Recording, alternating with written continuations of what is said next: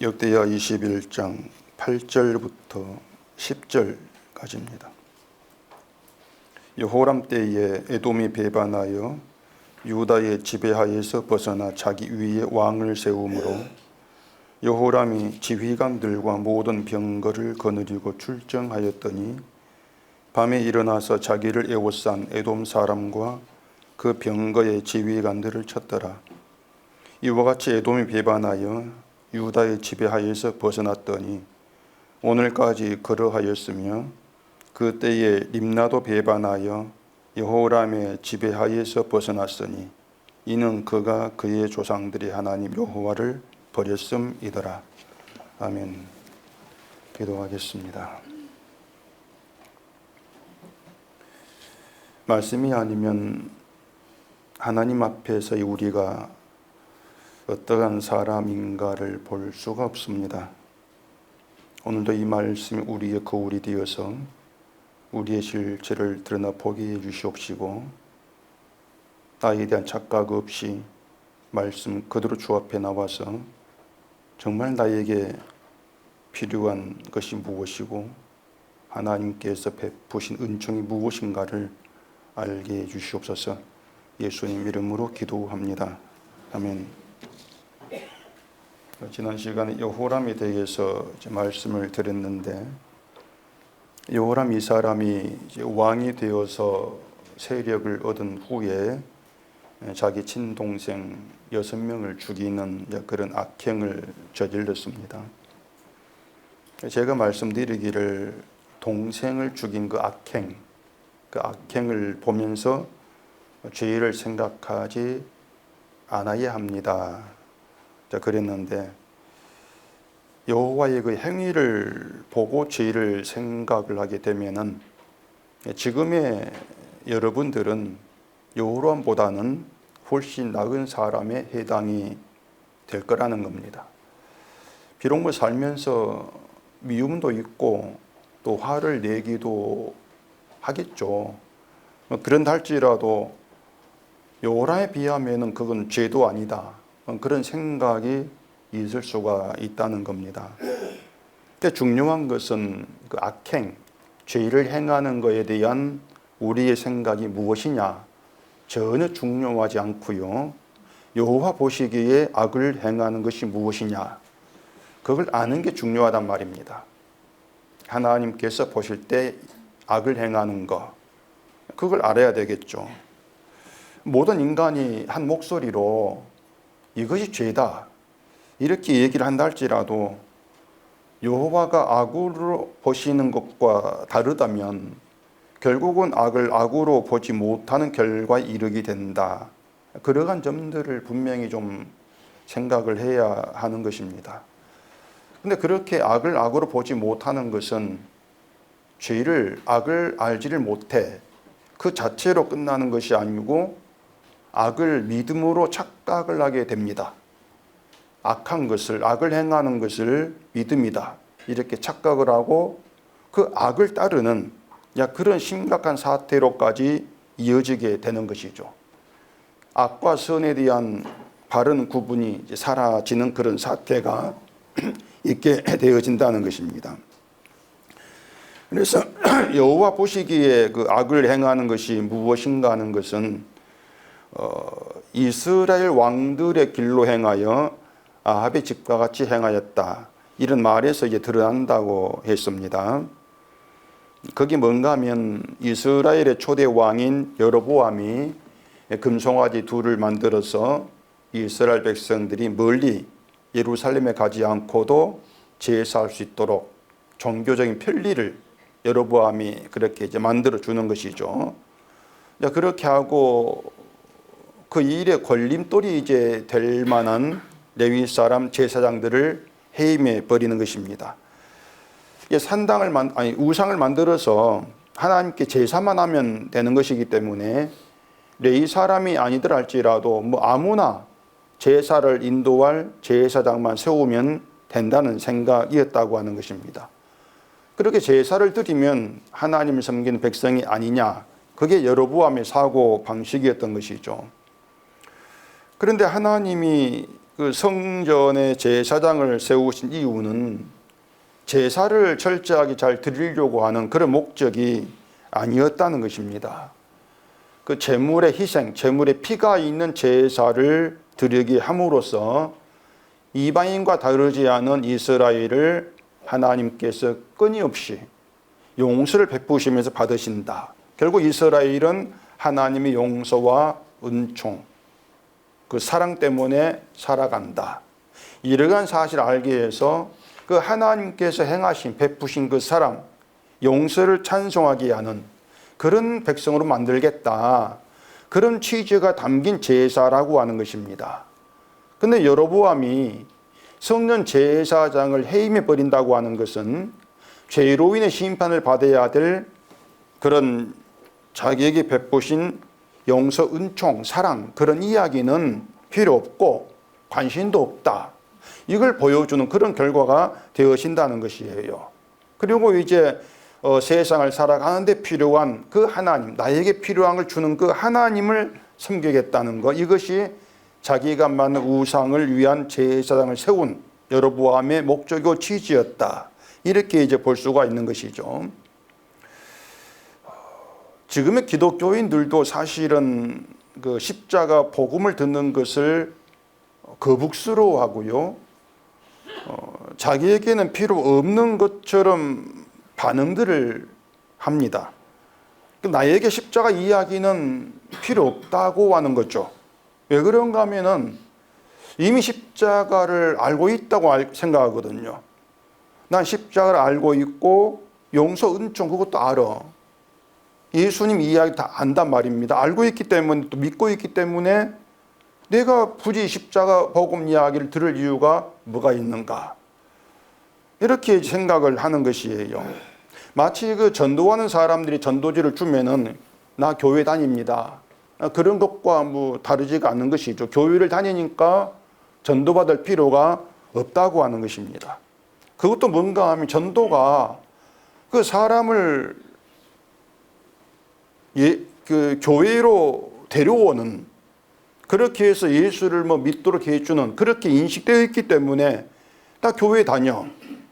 전도 받을 필요가 없어. 이런 반응이 나오게 된다고 하는 것입니다. 전도의 대상이 여러분이 아셔야 합니다. 전도의 대상은 교회를 나오지 않는 사람이 아니고요. 하나님이 택하여 부른 백성이 전도의 대상이란 말입니다. 하나님이 택하여 부른 백성이 전도의 대상이다. 말이 나왔으니까 질문을 하나 하겠습니다. 성도는 전도의 대상입니까? 아닙니까? 어느 쪽이에요? 자, 그리스도 안에 있고 구원을 받았습니다. 그 성도가 전도의 대상입니까? 아닙니까?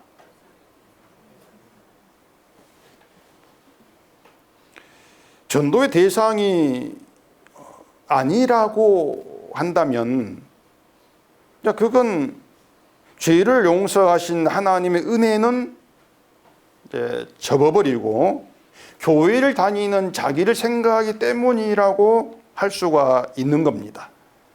난 교회를 다니고 이미 구원받았는데 무슨 전도를 받아? 전도의 대상이 아니잖아. 그런 생각이라고 하는 것이에요. 그게 뭔가 하면은 이스라엘 왕들의 길로 행하는 것이고 그게 여호와 보시기에 악을 행하는 것에 해당된다. 이게 성경적인 해석이 된다고 하는 것입니다. 그렇기 때문에 그 여호와 보시기에 악을 행한다, 악이라고 하는 것은 우리가 생각지도 못하는 가운데서 튀어나옵니다. 우리가 짐작과 예상한 이게 악이다. 거기에서 악이 안 나와요, 사실은요. 그게 아니고 우리가 선이라고 생각하는 거. 이게 믿음이야. 신앙생활이야. 그렇게 생각했던 거기에서 악이 튀어나오는 얘기입니다. 그러니 이건 아주 굉장히 심각한 그런 내용이 아닐 수 없단 말이에요. 이 문제가 단순히 악을 모릅니다. 죄를 모릅니다. 그런 것이면 그나마 낫겠는데 말씀드린 것처럼 그 악을 행하는 것을 선을 행하는 것으로 믿음으로 이렇게 생각하는 게 문제란 말입니다. 다 열심히 교회 나가고 하는 믿잖아. 그렇게 생각을 하기 때문에 나에게 전도가 필요 없어. 교회 안 나오는 그 사람들에게 가라. 그런 생각이 나오는 거예요. 그렇기 때문에 교회 나온 사람들은 나에게 전도가 필요해. 전도를 받아야 돼. 이게 아니고 전도를 해야 돼. 늘 이 생각만 하잖아. 이 생각만. 전도를 해야 된다. 교회들을 가보면은 벽면에 이제 전도를 촉구하는 포스터를 붙여 있는 곳이 많이 있습니다. 태신자 전도, 무슨 전도 붙어 있고, 전도 훈련 언제 있습니다. 이런 광고도 있고, 현수막 붙어 있기도 하고, 많아요. 도남초등학교 옆 앞에 있는 교회도 그 벽에 제가 아침마다 왔다 갔다 하고 보면은 무슨 전도학교, 전도훈련 그런 현수막 붙어 있던데, 여러분 혹시 교회를 보면서 다니면서 구경하면서 전도를 받읍시다 이런 문구 보신 적이 있습니까? 교회에서 전도를 받읍시다. 혹시라도 그런 포스터, 그런 현수막을 예배당에 붙인 곳을 보신다면 저에게 제보를 부탁합니다. 제보 좀 해주세요. 전도를 받는 교회, 교회 표도 좋겠는데 우리 달력이 이미 실평교 나갔기 때문에 할 수 없고 제2의 표, 전도를 받아 제2의 표 이렇게 생각해 주시기 바랍니다. 교회는요 전도를 하는 것이 아니고 전도를 받아야 돼요. 그게 교회란 말입니다. 사람 자꾸 거꾸로 생각한단 말이에요. 그런데 교회를 부흥시키는 것에 모든 뜻과 목적을 두고 있는 사람들이 교회는 전도를 받는 곳이다, 이 말을 들으려고 하긴 하겠습니까? 그건 무슨 개풀수도 소리도 아니고 무슨 그런 말이 있는가 알아듣지를 못한단 말입니다. 예수를 믿고 있는데, 이미 믿고 있는데 무슨 전도를 받아야 돼? 그럼 우리가 예수를 믿지 않고 있단 말인가? 화를 낼 거잖아요. 여러분, 전도는요 말 그대로 도를 전하는 겁니다. 도를 전하는 것이고, 도는 십자가 도를 얘기하는 겁니다. 도를 아십니까? 그 도가 아니고 우리 죄를 대신해서 예수님 죽으신 사건, 십자가의 도죠. 그 십자가 이야기죠. 예수님 피가 능력이 되어서 우리를 구원한 그 이야기란 말입니다. 이 십자가 이야기, 이 십자가 도를 아십니까? 물으면 다 안다고 할 거란 말입니다. 십자가 모르는 사람 누가 있겠어요, 이 기독교 중에. 그러면 십자가의 도를 아는데 또 그 도를 드려야 될 필요가 있냐고 하는 거예요. 그런 생각이기 때문에 전도를 받지 않아도 돼, 그렇게 나간단 말입니다. 십자가를 그렇게 생각하는 게 잘못이란 얘기예요. 그렇게 아는 거, 알고 있는 것이. 십자가는 악을 행한 우리를 구원하겠다, 이게 전부가 아닙니다. 항상 말씀드리는 것이 십자가를 그렇게 해석하게 되어지면은 십자가를 구원받은 그 다음을 자꾸 생각한단 말이에요. 그 다음을, 구원받은 다음을. 박영선 목사라는 분이 구원 그 이유 그 책을 썼는데, 오래된 책이죠. 한마디로 말해서 구원받은 사람답게 살자, 그 얘기입니다. 그리고 성화가 나온다는 얘기예요. 그것이 사람들로 하여금 십자가가 아니라 십자로 구원받은 자기를 생각하게 한단 말입니다. 그런 내용들이. 근데 그런 것들이 예수님께서 피 흘린 십자가를 헛되게 한다는 점에서 그게 여호와 보시기에 악을 행하는 것이란 말이에요. 구원 그 이후에 자꾸 시선 두고 있는 것이. 그게 어떤 점에서 그런가? 자, 십자가가 구원의 능력이라고 하는 것은 예수님 피가 우리의 죄를 용서한 능력이다, 그 뜻이지 않습니까? 우리의 죄를 용서한 능력이다. 그러면 죄를 용서하는 예수의 피의 능력은 무엇을 통해 드러나겠냐고 하는 것입니다. 그게 인간 죄지 않습니까? 십자가는요, 그 죄를 용서한 예수의 피의 능력을 나타내는 게 십자가의 의미지, 우리를 구원하는 게 십자가의 의미가 아니란 얘기입니다. 다시 말해서 예수님의 용서의 은총, 그 능력을 계속하게 나타내고 보여주기 위해서 인간은 죄 있는 대로 계속 가야 된단 말입니다. 그게 제가 늘 죄를 얘기한 이유예요. 십자가의 그 목적이 구원이다 그러면은 구원받아서 그러면 끝나는 거죠. 그걸로 끝나고 다음부터 구원 이유가 성립이 된단 말이에요. 근데 십자가는 그 예수님의 구원 은총을 계속 나타내겠다, 증거하겠다, 그리고 그 은총을 감사하게 하겠다, 이게 의도이기 때문에 그런 십자가를 부름받은 우리는 늘 죄가 나 혼자로 가야 되죠. 그래야만 죄를 통해서 주님의 용서 은총이 증거되지 않겠습니까? 이게 인간 역사란 말이에요. 죄의 역사다. 때문에 인간이 선해져야 한다거나 오늘과 내일이 더 나은 자가 돼야 된다. 이건 하나님께는 없어요. 하나님 계획 예정 우리 없단 말이에요. 성도 되면 없단 말입니다. 이런 이유로 성도는 전도를 받아야 된단 말입니다. 십자가에도 전도를 받으면서 쉬지 않고 죄가 드러난 그 가운데에서 예수님의 용서의 은혜를 나타내는 그런 도구로 늘 사용되어지는 게 성도라고 하는 거예요. 우리가 평생에 붙들고 하는 게 뭔가 하면은 나 자신입니다. 늘 나를 죽는 순간까지 붙들고 간단 말입니다. 나만큼은 버리지를 못합니다. 그런 것이 바로 여호와 보시기에 악을 행하는 것임을 알게 하고 느끼게 하시면서 그 죄를 심판이 아니라 용서로 바꾸는 주의 은혜를 채우신다는 얘기입니다. 구원 그 이유라고 하는 건 마찬가지예요. 나를 버리지를 못하는 것입니다. 나를 구원받은 자로 붙들고 가려고 하는 거예요. 그러다 보기 때문에 구원받았을 뭐가 나와야 되지? 그게 자기를 생각하는 것이란 말입니다. 그게 여호와 보시기에 악을 행하는 것, 그걸 알지를 못하죠. 구원구 이후에는요, 그 용서의 은총으로 채우신 하나님의 은혜 그 사랑이라고 하는 보지를 않습니다. 내가 얼마큼 하는가 이걸 자꾸 그걸 바라보고 있는 것이지. 근데 성도는 죄를 심판하시는 것이 아니고 용서로 바뀐 주의 은혜로 채워진 사람이다. 때문에 성도에게는 늘 주의 은혜가 드러나야 되고 그 은혜가 증거되어지는 그런 도구로 사용되어진다. 이것이 성도인데 이러한 성도됨을 성도라고 하는 그 사람이 무시한다면은 그것은 주의 은혜로 채워진 성도가 은혜가 만족이 안 되기 때문이라고 할 수 있단 말입니다. 그게 십자가를 멸시하고 무시하는 것에 해당이 되는 것이죠. 본문에서 보면 그 에돔이 여호람을 배반한 내용이 있습니다. 에돔이 유다의 지배에서 벗어나서 왕을 세우며 독립을 선언하는 그런 내용입니다. 이런 에돔이 괘씸하겠죠. 여호람은 계속 자기의 지배 아래 있었는데 배반하고 빠져나가서 왕을 세워가지고 독립하겠다. 괘씸하단 말입니다. 그래서 여호람이 군대를 거느리고 가서 치는 그런 이야기예요. 에돔은 야곱의 형 에서의 후손입니다.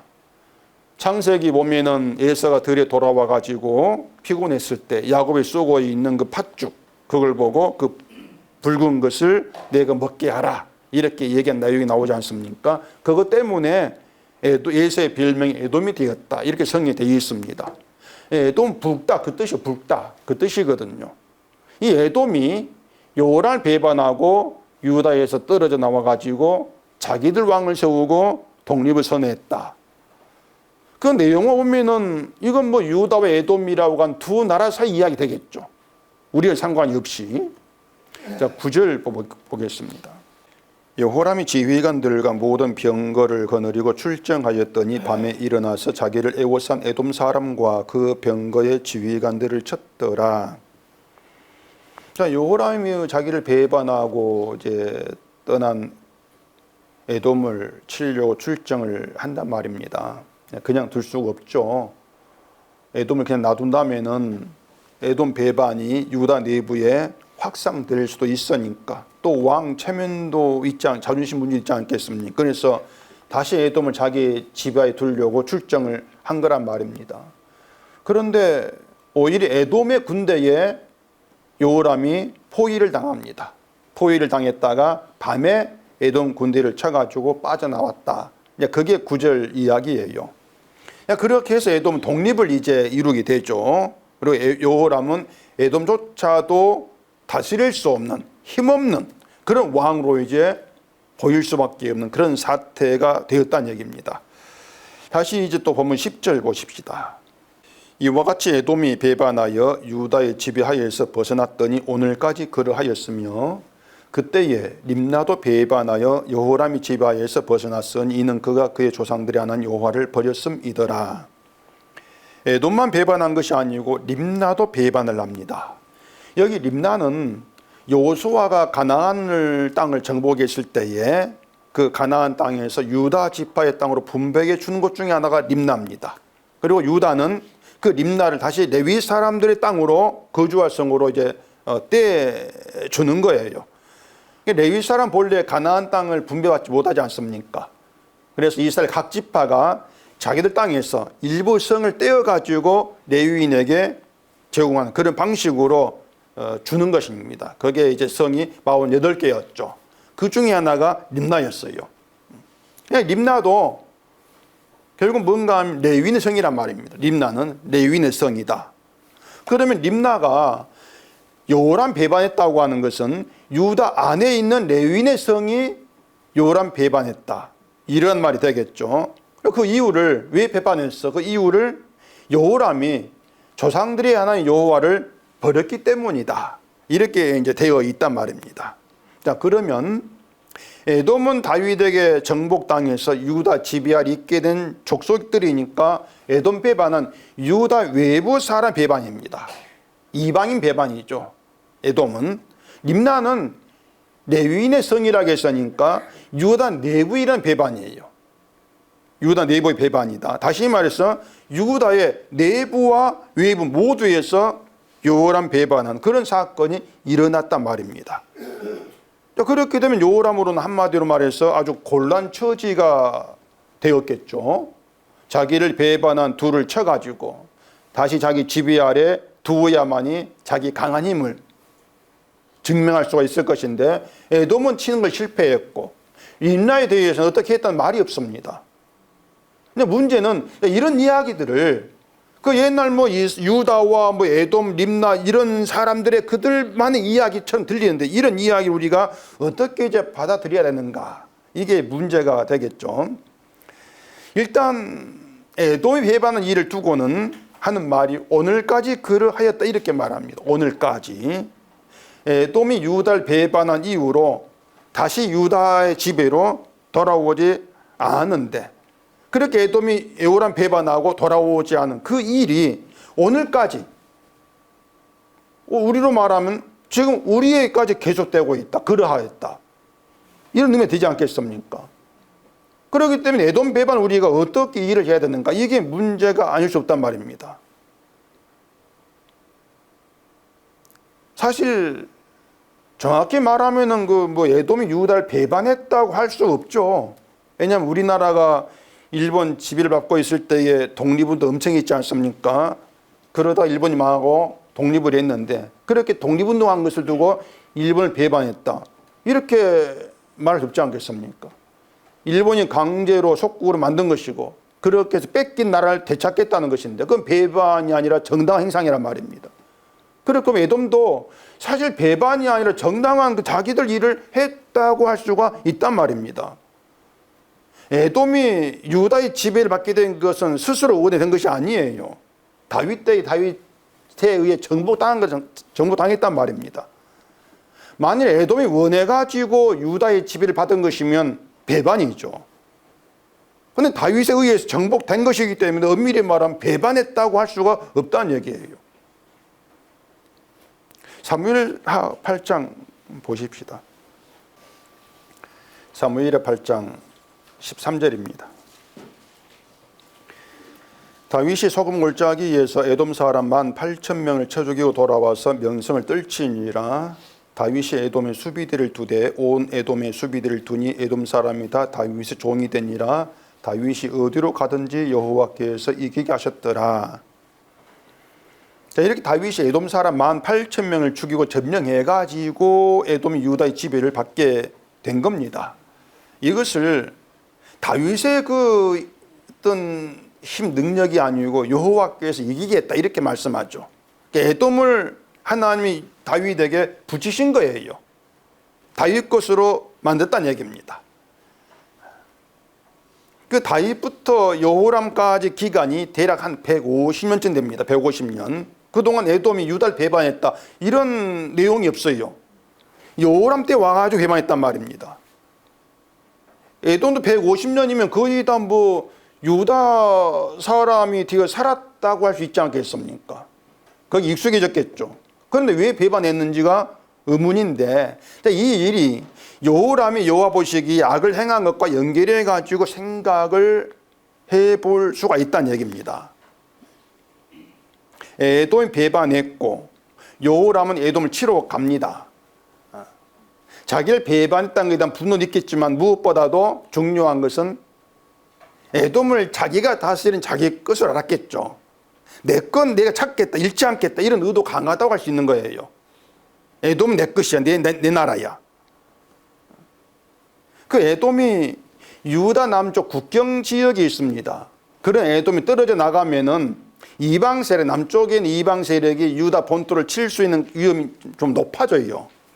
근데 실제 그런 일이 또 발생을 했습니다. 21장 16절을 봐보십시다. 여호와께서 블레셋 사람들과 구수에서 가까운 아라비아 사람들의 마음을 격동시키사 여호람을 치게 하셨으므로 그들이 올라와서 유다를 침략하여 왕궁의 모든 재물과 그의 아들들과 아내들 탈취하였으므로 막내 아들 여호아스 외에는 한 아들도 남지 아니하였더라. 이게 블레셋 사람들과 아라비아 사람이 여호람을 치는 것은 에돔의 배반으로 인해서 유다를 치는 것이 더 쉬워졌기 때문에 치자, 이렇게 이제 작정하고 공개한 것으로 이렇게 볼 수가 있는데, 중요한 것은 이 모든 일이 여호와께서 그들을 격동해서 치게 하셨다는 얘기입니다. 그렇게 해가지고 재물과 아들들과 아내들과 다 빼앗겨가지고 막내 아들 외에는 한 아들도 남지 않는 그런 지경이 된다는 얘기예요. 결국은 그동안에 블레셋과 아라비아 사람이 여호람을 치지 않고 에돔 사람들이 유다의 지배 아래에 있고, 이 모든 일들이 여호람 관계없이 하나님께서 붙여놨기 때문에 된 일이 아니야, 그 말입니다. 블레셋 아라비아를 하나님께서 막기 때문에 된 것이 아니야, 그 말이에요. 모든 배후에 하나님이 계신다, 그 말입니다. 그 말은 유다의 존재 근거가 하나님께 있다, 그 얘기예요. 그걸 유다가 무시를 한 거죠. 나의 존재 근거가 하나님이다. 그걸 생각지 않는단 말입니다. 그렇게 블레셋과 아랍이 친 다음에 나중에는 이제 또 하나님이 여호람을 쳐서 병이 들어가지고 창자가 빠져나오는, 그렇게 죽고 그렇게 되지 않겠습니까? 이 모든 것이 악을 행한 여호람을 치시는 하나님의 일이었다는 얘기입니다. 에돔 배반으로부터 해가지고 레위인의 성인 림나가 배반하고 그 뒤로 이어지는 여호람께 일어나는 모든 일, 보면 정말 비참한 일들인데 그 모든 것들을 하나님의 하신 일이다. 이걸 하나님 징벌이라고 한다면은 여호람은 그 악을 행한 것 때문에 아주 무겁고 무서운 징벌을 받는 셈인단 말입니다. 그리고 이 모든 것들이 이스라엘 왕들의 길로 행한 악을 행한 것과 무관하지가 않더라, 그 얘기예요. 자, 에돔이 배반한 일, 그것만 보면은 그렇게 심각한 일이 아닌 것처럼 보일 수가 있습니다. 죄를 지은 에돔 배반했으면 그 정도면 간수하지, 이런 좀 생각할 수 있단 말입니다. 그런데 블레셋과 아라비아가 침략을 해서 당한 일, 또 그게 어떻게 죽었는가, 죽음을 보면은 아주 그 비참한 죄를 맞이했구나, 이런 생각 들 수 있지 않겠습니까? 그런데 여호람이 그렇게 비참한 죄를 맞이해서 그렇다 할지라도 우리에게는 남의 일이다, 그런 인식이 강하단 말이에요. 성경 볼 때마다 이건 남의 일이야, 내 일이 아니야, 그런 인식이 사라지지 않는단 말입니다. 마치 강 건너 불궁이 하는 것처럼 여호람 이야기를 그런 식으로 대하는 얘기입니다. 우리가 여호람이 동생 6 죽인 일만 놓고 보면은 그런 일을 당연히 싸다 생각하겠죠. 악하니까. 그럼 우리는 뭐냐는 얘기, 우리는 뭐냐. 동생 죽인 일은 나와 무관하고 나에게 없는 악이다, 이렇게 말은 할 수 있겠지만은 그건 우리가 여호람에게 보는 악의 시각이고 여호와 보시기에 악을 행했다고 하는 다르단 말입니다. 이스라엘 왕들의 길로 행했다. 그 악으로 인해서 그런 일을 당한다는 얘기예요. 그러면 우리가 요람처럼 이스라엘 왕들의 길로 행하는 악을 행한 자들이다. 그럼 우리는 뭐가 됩니까? 요람이 당한 일을 우리 당해야 돼. 그런 말 되지 않겠습니까? 우리가 요람이니까.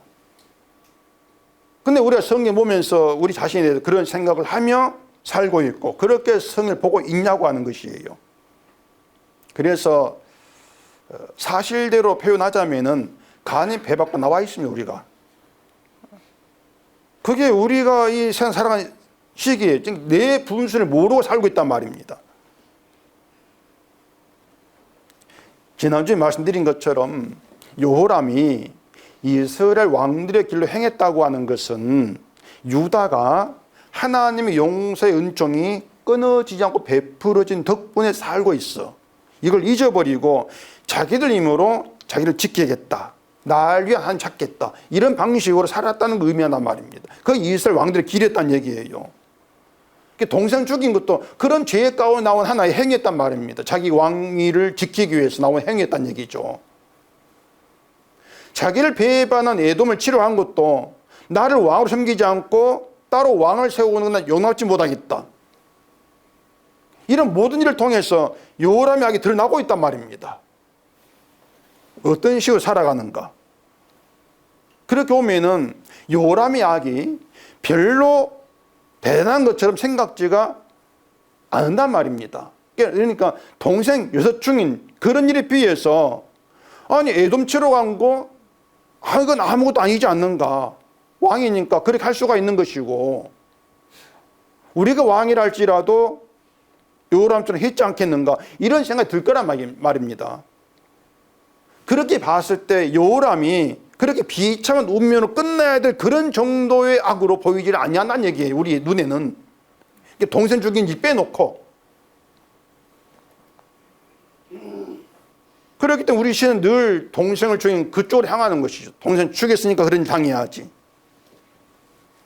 근데 문제는 우리가 그렇게 악을 생각하고 성 덮어버리면 우리는 결국은 유다의 요람이라는 왕이 동생을 죽인 악으로 인해 심판받았어.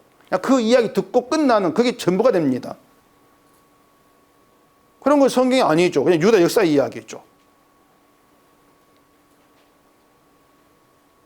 림나도 배반에는 림나는 레위인 성이라고 했습니다. 이들이 여호람 배반한 것은 여호람이 조상들이 하는 여호와를 버렸기 때문이다. 이렇게 나와 있지 않습니까?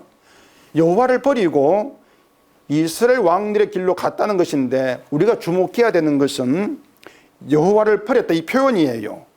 버렸다는 건 떠났다는 얘기인데 이건 여호람이 하나님이라 신을 버리고 뭐 다른 신을 바꿨다 이런 뜻이 아닙니다. 하나님 있다 부처를 믿는다 그런 뜻이 아니란 얘기예요. 그 21장 7절을 보겠습니다. 여호와께서 다윗의 집을 멸하기를 즐겨하지 아니하셨으면 이전에 다윗과 더불어 언약을 세우시고 또 다윗과 그의 자손에게 항상 등불을 주겠다고 말씀하셨음이더라. 다윗의 집도 심판을 받아야 될 가문이라고 했습니다. 그런데 그 다윗의 집을 멸하기를 즐겨하지 않으신 것은 언약을 세우셨기 때문이라는 것이에요. 이 언약이 멸해야 될 자를 멸하지 않고 살리는 하나님의 은총과 사랑이란 말입니다. 언약이. 그 말은 다윗의 집이 멸망을 받지 않고 존재하고 있는 것. 존재한다. 다윗의 집이 뭐 돈이 많고 적고 이걸 따질 필요가 없습니다. 존재한다. 존재한다는 그 자체가 그 다윗의 집에 하나님 은총과 사랑이 베풀어지고 있다. 증거란 얘기예요. 다시 얘기할게요. 다윗의 집에 하나님의 은총과 사랑이 베풀어지고 있어. 그 증거가 뭐냐? 다윗의 부강에 재산이 많아. 이것이 아니고 그냥 존재하고 있어. 그거란 얘기입니다. 감히 잘게 보지 말란 얘기예요. 존재한다. 그 자체가 하나님 은총과 사랑이 베풀어지고 있어. 증거라는 것이에요. 그렇다면 여호람이 존재한다는 거. 그 자체가 뭔가 하면은 하나님 은총과 사랑이란 것입니다. 존재가. 그런 점에서 여호람은 뭐 다른 은총과 사랑 구할 이유도 필요 없다는 얘기예요. 잘되게 해다 이런 식의 그런 사랑 은총. 이걸 구할 필요가 없는 것이죠. 그런데 만약에 세상을 바라오면서 세상 것을 하나님 은총이 사랑이냐 하면서 구한다면은 그것이 곧 이스라엘 조상들 하나님 여호와를 버린 것이다. 이런 의미가 된단 말입니다. 우리는 하나님 버렸다고 하는 교회 안 나오는 거, 뭐 개종하는 거 이렇게 보는데 성경은 네가 존재하는 게 하나님 은혜고 사랑인데 자꾸 이 땅을 바라오면 그걸 구한다? 그게 여호와를 버린 거야. 그렇게 간주하는 거예요. 그게 악을 행하는 것이야. 이렇게 말한단 말입니다. 그렇기 때문에 교회를 나온다는 게 아무 의미가 없어요. 교회를 나온다는 게. 항상 말씀드린 것처럼 교회를 나오는 것이 하나님 보시기 악을 행하는 것이 될 수 있다 그 말입니다. 물론 지금의 교회는 이걸 상상도 하지를 못하죠. 자, 그런데 보세요. 레위인의 성인 림나가 여호와를 배반했다. 왜? 네가 여호와를 버렸으니까. 그렇다면 림나의 배반은 요람의 경고가 되지 않겠습니까? 경고. 넌 이스라엘 왕들의 길로 행하면서 여호와를 버린 악을 행하고 있어. 이런 경고가 되는 그런 배반이라고 할 수 있단 말입니다. 그럼 우리가 생각할 때에 림나가 자기를 배반했다면, 여호와를 버렸다고 비방했다면 뭔가 좀 정신을 차리는 게 옳지 않겠습니까? 여호와람이 정신 차려야 되겠죠. 아, 내가 여호와를 버렸구나. 그런 경고를 듣고 정신 차려야 되겠죠. 그런데 여호와람은 그런 경고를 받지를 않습니다. 아예 림나의 배반이 경고란 자체를 몰라요. 그러면서 자기가 원한 길로 계속 가죠. 그 뒤에 11절을 봐보세요. 요람이 또 유다 여러 산에 산당을 세워 예루살렘 주민으로 음행하게 하고 또 유다를 미혹하게 하였으므로 림나 배반 뒤에 이어지는 이 내용입니다. 경고가 없어요. 경고받은 게 없어요. 요람 아버지 여호사밧이 여호와 보시기에 정직히 행하였는데 산당만은 철거하지 아니했다고 합니다. 그것처럼 여호람도 유다 여러 산에 막 산당을 막 세우는 거예요. 산당은 개인 신앙이라 그랬습니다. 내 개인의 복지, 내 개인의 행복을 위한 신앙, 내 개인을 위해 하나님 찾는 신앙. 날 위한 하나님 섬기기 위해서 산당을 만들어가 제사한단 말입니다. 그러니까 순전히 자기를 위한 제사예요. 복 빌기 위한 제사란 말입니다. 그건 성는 제사가 아니죠. 재물이라고 피 흘려도 성는 제사가 아니에요. 용서 은총이 무시하고 있으니까. 그러니까 이 여호람은 여호와를 버렸다는 그 경고를 림나의 배반을 받으면서도 자기가 여호와를 버릴 생각을 하지 않고 산당을 만들어서 개인 신앙을 하도록 해주는 것이죠. 그저 너희가 나를 배반해? 그런 분노만 있단 말입니다. 이런 여호람과 우리를 비교해 본다면 우리가 여호람과 다르다거나 더 낫다고 할 것이 없다는 얘기예요. 왜냐? 똑같은 방식으로 살고 있으니까. 어떤 점에서 경고로 받지 않고 무시한다는 점에서 똑같다는 얘기입니다. 자, 여러분들은 여호람 이야기, 본문 이야기가 사실이라고 믿습니까? 이게 사실일 것 같습니까? 멸한 자를 멸하지 않고 살리신 하나님 용서의 은총과 사랑에 마음 두지 않고 무시하면서 이스라엘 왕들의 길로 행한 여호람을 치시고, 아주 치시고 창자에 병이 들어가지고 창자 빠져나 죽게 하는 그 비참 운명 끝나게 하는 하나님의 일, 그 여호와가 하신 일을 믿느냐고 하는 것입니다. 믿어요? 안 믿구나. 자, 그런데 한번 나아가서 하나님이 여호람처럼 경고로 받지 않고 내 개인 신앙을 위해서 그렇게 살아가는 그런 나에게도 그렇게 하시는 분이다. 여러분 그걸 믿습니까? 우리가 여호람에게 하신 그 하나님의 일이 사실이고 그 하나님이 나에게도 이렇게 하시는 이 분이야. 이걸 믿는다면은요, 그러면 우리가 기뻐해야 될 것이 뭐겠습니까? 난 지금 여호람처럼 그 심판 안 받아. 이게 기쁨이 되겠습니까? 그게 아니에요. 여호람같이 심판받지 않고 잘 살고 있다. 이게 기쁨이 아니고 내가 믿는 하나님의 용서의 은혜와 사랑이 하나님이 그 용서 사랑으로 나에게 행하신 분이다. 이걸 알게 된 그게 기쁨이 되어야 맞다. 그 말입니다. 하나님을 바르게 아는 거. 여호람 립나의 배반에도 자기가 여호와를 버린 자라는 것을 깨닫지 못했다 하겠습니다. 그것처럼 성경이 우리에게 네가 여호와를 버린 자다 경고를 한단 말입니다. 여호람 일을 통해서 경고를 해요. 성경의 모든 이야기가 그렇게 우리에게 경고로 다가온단 말입니다. 다가와줘야 돼요. 경고로. 근데 우리가 경고로 받는가 하면은 아니에요. 성경의 여호람의 비참한 이야기를 경고해도 우리 덤덤해하고 내일 받지를 아니한단 말입니다. 그렇기 때문에 지금 나를 살게 하고 나를 지탱한 힘이 하나님께 있고 멸할 자를 멸하지 않는 용서의 은총대가 존재한다. 이게 성경에 드러나고 있는데 마치 그 용서의 은총이 아무것도 아닌 것처럼 무시하고 살아가더란 얘기입니다. 이 성도라고 하는 사람들의 고민이 이런 것이 아닌가 싶어요. 십자가 용서, 하나님의 사랑 이야기가 싫은 건 아닌데 그 이야기 싫은 건 아닌데 그렇다고 해서 뭔가 내가 특별하게 다른 것이 없다. 이게 고민거리가 되는 사람들이 꽤 있습니다. 그러니까 뭐 내가 부자가 되고 세상 잘 되는 것이 하나님의 사랑이다. 이건 들은 바 있으니까 아니라 할지라도 그래도 내가 뭔가 좀 확실하게 이거구나. 이게 사랑이구나. 이렇게 깨닫고 기뻐할 수 있는, 감사할 수 있는 그런 사랑을 느끼고 싶다. 이런 생각들을 많이 갖고 있단 말입니다. 여러분 그렇지 않습니까? 용서 사랑 좋아 좋은데 근데 내가 용서 은총 사랑을 좀 깊이 내가 좀 느끼고 싶어 확실하게 그런 바람이 있지 않습니까?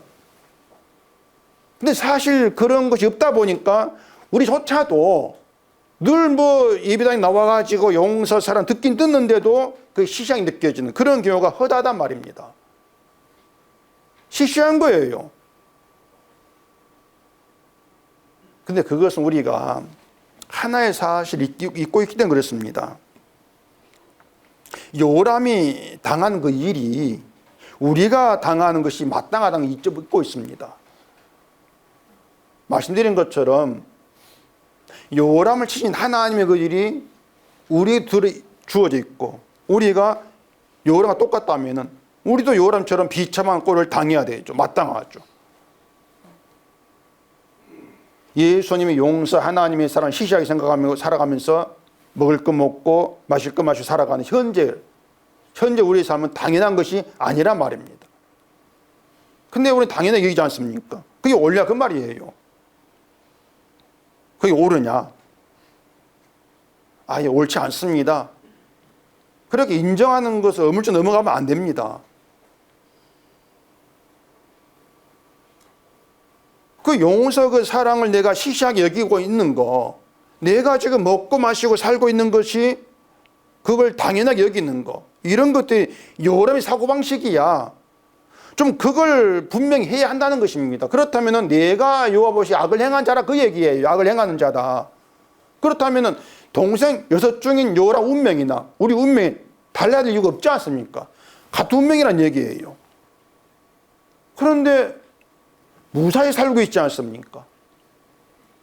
오늘도 무사 예배당으로 왔고 예배를 드리고 있단 말이에요. 이렇게 말하면 아니 우리만 무사히 살고 있는가? 믿지 않는 사람 무사히 살고 있는데 이런 생각이 들기도 할 겁니다. 그러니까 무사히 산다고 하는 것이 무슨 특별한 은총이 되냐 그 말이에요. 그렇게 여긴단 말입니다. 무사히 살고 있는 거. 그게 특별하게 다가오지 않고 있는 거죠. 이게 뭔가 하면은 예수님의 용서, 하나님의 사랑을 받았고 안다면 뭔가 무사히 사는 것보다 좀 차원 높은 그것과 다른 특별한 것이 좀 있어야 하지 않는가 이런 생각이 늘 사라지지 않고 있단 말입니다. 그런 특별한 게 보이지 않으니까 재미없어. 이 생각하는 것이죠. 제가 말씀드릴 건 여러분 무사히 살고 있는 게 특별하게 살고 있는 겁니다. 그게 특별한 거예요. 그럼 안 믿는 사람들은 뭡니까? 그 사람들은 특별한 모르고 있는 거죠. 그러니 멸망받을 자들이고, 성도라고 하는 건 특별한 것을 알고 감사한단 말입니다. 이게 성도인 것이고. 이런 점이 차이란 얘기예요. 그러니까 우리가 항상 방향을 잡고 잘못 가는 것은, 특별한 것은 용서고 사랑이지 우리가 특별해져야 되는 건 아니라고 하는 거, 그 생각을 하지를 않고 있는 겁니다. 이건 여러분 기억하셔야 합니다. 특별한 건 십자가의 용서고 하나님의 사랑이 특별한 것이지 우리가 특별해져야 될 자는 아닌 겁니다. 바울이 우리가 보배를 질그릇에 가졌다 이렇게 말합니다. 그럼 특별한 것은 보배지 질그릇이 아니에요. 보배가 특별해요.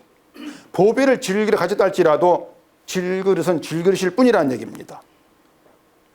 그럼 질그릇은 뭐냐? 질그릇 같은 것이 가질 수 없는 보배를 가진 거예요. 이게 제일 특별함이죠. 아시겠습니까? 질그릇이 특별해지는 게 아니고 아주 보배를 가진 거의 질그릇은 특별함이란 얘기입니다. 보배를 가졌다는 얘기가. 에돔이 배반을 했고 유월함이 그걸 막지를 못합니다. 에돔 비해서 힘 있는 유다가 아니란 것이에요. 그런 에돔이 그동안 유다 지배하에 있었습니다. 그것은 하나님 에돔을 유다에게 붙여놨기 때문에 그런 거예요. 그러면은 여호람이 아리엘은 간단합니다. 자기들은 자기 힘으로 존재하지 않는다는 거예요. 그러면 되는 거예요. 우리 존재 근거는 하나님께 있지 나에게 있지 않다. 이걸 알라 그 말입니다. 물 심판에서 노아 가족 구원받은 일이나 소돔 고모라 심판에서 구원받은 롯이나 홍해 바다에 구원받은 이스라엘이나 그 이야기 모든 전부는 하나의 은혜입니다. 은혜가 살게 했다. 그들이 한 일이 없다는 얘기예요. 우리도 같습니다. 우리가 한 일이라고는 죄가 전부라고 말하지 않습니까? 죄가 전부예요. 이런 우리의 구원의 근거는 예수님의 공로예요. 주의 공로다. 십자가 피 흘리시고 우리를 용서한 공로가 구원의 능력이라는 얘기입니다. 이것을 안다고 대충 넘어가지 마시고 요람 이야기에서 심각하게 받으시고 생각해야 된단 말입니다. 에돔이 유다를 떠나게 한 일이 우리에게도 많습니다. 나의 지배 아래에 있는 나의 것을 알았던 것들이 생각지도 않게 날 떠난 일들을 경험을 살지 않습니까? 하나님께서 떠나게 하는 거예요. 그렇게 내 것을 알았던 것들이 나를 떠날 때 그걸 우리 힘으로 되찾을 수 없습니다. 그냥 떠나버린 것이죠. 그런 일이 있을 때 내가 약하구나. 내 삶의 근거는 내가 아니고 하나님께 있구나. 하나님께 붙여놨기 때문에 있는 것이었구나. 이렇게 좀 알자 그 말이에요. 하나님 왜 이걸 줬다 뺏어가면 그렇게 하지 마시고 내 힘을 살지 않는 것인데 항상 내가 힘이 있기를 구하는 그것이 악함이라는 걸 좀 알자 그 얘기입니다. 그런 것도 알아가면서 내가 존재한 내가 아니었는데 자꾸 내 힘 존재했던 것이 여호람이 악이었구나. 그럼 내가 여호람 똑같이 심판 받아야 되네. 근데 내가 무사히 존재하고 있어. 그 자체가 은총이고 사랑이구나. 좀 그렇게 생각이 가자는 얘기예요. 그러니까 주의 용서가 나를 지탱하기 위한 힘이었다는 거. 그걸 배워가야 한다는 얘기입니다. 그러니까 여러분에게서 뭔가 떠났다, 나에게서 떠났다. 그게 돈이든 뭐 떠나갔다. 그런 일이 있을 때는 하는 경고예요. 떠나간 거 네가 못 찾지? 네게는 모든 게 다 내가 붙여준 것이고 너는 네 힘을 살고 있는 것이 아니잖아. 이런 경고란 말입니다. 그 경고로 받을 때에 우리의 시선은 주님의 용서의 은총으로 향할 수가 있는 거예요. 이게 성경입니다. 경고해서 죄를 끄집어내서 그 죄가 어떻게 덮여지고 멸망받을 자가 어떻게 살고 있는가, 이걸 내막을 통해서 오직 십자가 용서만 증거하게 만들겠다. 이게 성도된 내배 부르신 하나님 뜻이다. 아예 뜻이다. 이런 얘기이기 때문에 성도는 늘 십자가의 전도를 받아야 합니다. 받으면서 내가 누구인가 드러나야 되겠죠. 그런 사람들에게는 십자가 용서가 시시하지가 않습니다. 늘 특별한 것이 내게 주어져 있구나. 그렇게 하나님의 일을 바라보게 되고 나에게 어떤 반응이 나오는 거 상관없이 하나님께서 예수님을 나의 특별한 도배로 내가 집어넣었어. 그럼 나는 그 특별한 존재하는 질그릇이요. 그걸로 된단 말입니다. 그렇게 하면 우리를 대우하고 있는 것이죠. 그게 성도인 거예요. 그러니까 뭐 다른 것 여러분 돌아다보지 마시고요. 오늘도 무사입니까? 그 무사히라는 것이 뭐 아무 일도 없는 무사히가 아니고 그냥 존재하는 겁니다. 그럼 무사한 거예요. 택시 운전 기사 앞에 오늘도 무사히, 그런 무사히 말고 존재한다. 그런 무사함 가운데에서 우리가 얼마나 특별한 은총과 사랑 가운데 있는가, 그리고 그 특별한 은총과 사랑을 나타낸 증거할 도구로 부름받았다는 그 성도됨을 깊이 좀 이해하시고, 아무것도 없이 시시해 그 생각이 아니라 특별한 가운데에서 특별한 여러분 속에 머무는 늘 그런 감사함이 있기를 바랍니다. 기도하겠습니다. 우리 아버지 하나님, 우리가 살아가는 것이 우리 힘이 아니고 하나님 붙이심의 이유입니다. 붙이신 가운데 살아가는 모든 것이 우리의 삶인 걸 알게 하시고 늘 내 힘을 구하는 것이 곧 악이고 그 악한 가운데에서 영생의 일정을 바라보면서 감사함이 있는 저에게 되게 주시옵소서. 예수님 이름으로 기도합니다. 아멘.